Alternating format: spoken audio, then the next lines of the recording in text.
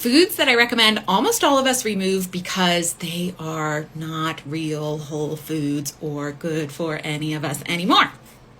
I'm Marissa Fay. I'm a hormone and gut health expert. I help women reverse and reduce their symptoms with natural methods and actually feel better. We are having a lot of conversations on my page about the best dietary approach for women with hormone issues, things like PCOS or thyroid issues or menstrual cycle issues or endometriosis or IBS. It is popping over here. And I have shared a bit about how I feel and what I know about removing food sensitivities and doing elimination diets. And let's just get on the same page about what I'm not talking about in those conversations. So I want to just share here in a really succinct, direct way, the food-like substances that I recommend most of us avoid entirely, that I do not consider an elimination diet to remove. So number one, trashy oils.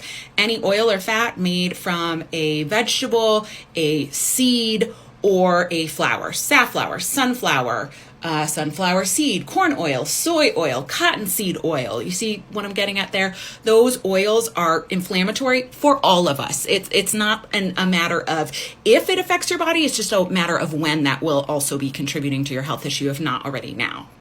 I also mean very highly processed sugar and sweetener type products. So things that are going to be very processed and derived from corn, like corn syrup, even brown rice syrup for many of us is not a helpful type of sugar to have in the mix. It has to do with the proportions of the type of sugar in these kinds of products that just are not found in nature, and our body struggles with what to do with them oftentimes.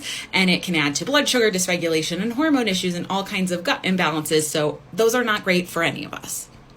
The next one is gluten-containing grains, especially wheat. In Western countries, wheat is treated with glyphosate, that's Roundup. It's also treated with a number of other pesticides typically. And even if you buy organic, animals are going to travel, water is going to travel from your neighbor, bees are going to travel from a neighbor's farm. And if they're spraying, it's going to travel into organic crops.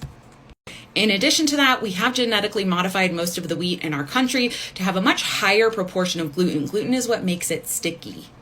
Something very sticky in your gut is going to cause issues. So it tends to be a general recommendation that I give a lot of my clients and that I teach in the Balanced Hormone Blueprint, my self-paced course that teaches my 5-step method that is the place to start if you want to work on your gut health or your hormone health. I teach all of these things and so much more in there. And then finally, conventional dairy that's fortified with vitamins and minerals. And then the final one is conventional soy, which is in a lot of products and can do a lot of harm. For many of my clients, I also recommend just really minimizing, if not avoiding soy, and that has to do with depending on what type of hormone imbalance they have.